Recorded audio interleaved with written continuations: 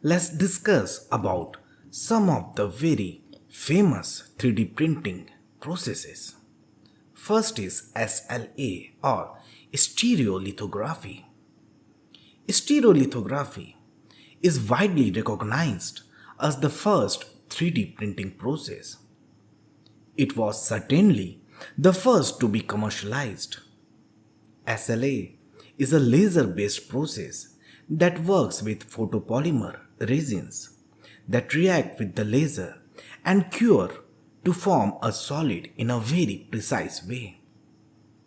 It is a complex process, but simply put, the photopolymer resin is held in a vat with a movable platform inside. A laser beam is directed in the XY axis across the surface of the resin according to the 3D data supplied to the machine.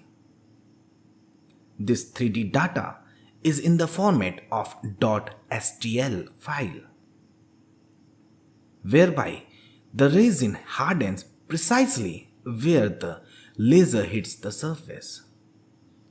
Once the layer is completed, the platform within the vat drops down by a fraction in the Z axis, and the subsequent layer is traced out by the laser. This continues until the entire object is completed and the platform can be raised out of the vat for removal. Because of the nature of the SLA process, it requires support structures for some parts, specifically those with overhangs or undercuts. These structures need to be manually removed. In terms of other post-processing steps, many objects 3D printed using SLA need to be cleaned and cured. Curing involves subjecting the part to intense light in an oven-like machine to fully harden the resin.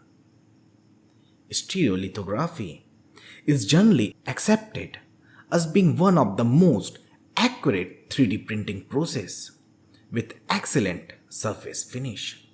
However, limiting factors include the post-processing steps required and the stability of the materials over time, which can become more brittle.